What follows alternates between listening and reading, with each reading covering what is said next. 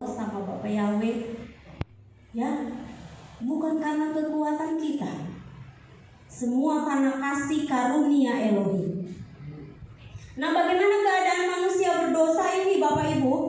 Ya, manusia berdosa secara positif nggak bisa melakukan perbuatan baik.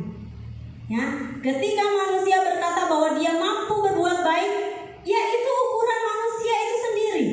Ya, contoh gini, saudara, jika di satu tengah malam yang gelap gulita, ya ada sebuah lilin, saudara, kayak gini, ya.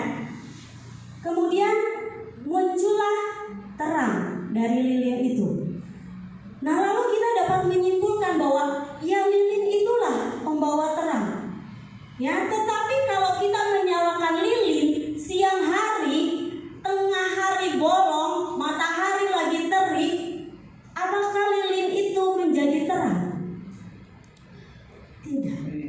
Ya, lilin itu menyala tapi tidak menambah terangnya keadaan, karena ditimpa oleh besarnya terang dari matahari itu. Nah, kalau begitu, lilin itu sebenarnya memberi terang atau enggak? Nah, ya. Jadi harus sesuai keadaan. Ya, Bapak Ibu, dia akan jadi terang kalau memang keadaan gelap. Tapi kalau keadaan terang, ya dia enggak jadi terang. Ya, begitulah dengan Tuhan. Kita merasa lebih baik, saudara, tetapi tidak kalau kebaikan kita itu dilihat dari kebaikannya Tuhan. Betul?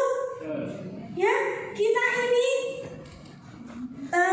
merasa benar, namun kita ini sesungguhnya enggak pernah benar kalau dilihat dari kebenarannya Bapa. Saudara, ya, kita cuma baik, kita cuma benar di dalam satu kegelapan di dunia ini.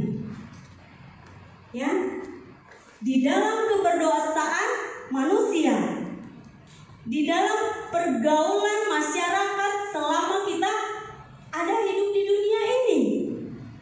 Tetapi seluruhnya yang kita kerjakan, ya, yang kita buat, yang kita punya, jika diukur berdasarkan ukuran Bapak Yahweh, itu jauh dari apa yang Bapak Yahweh tetapkan sebagai standar baik dan benar itu.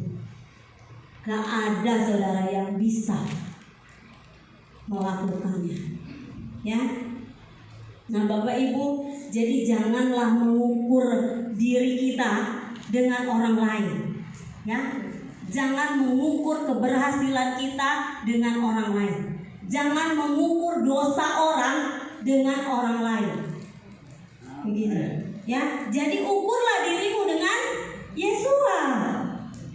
Bapak Ibu, jadi harus diingat, di dalam hakikat hidup kita manusia, memang manusia itu dasarnya nggak mau cari Tuhan. Ya, pencarian manusia itu cuma untuk memuaskan dirinya sendiri.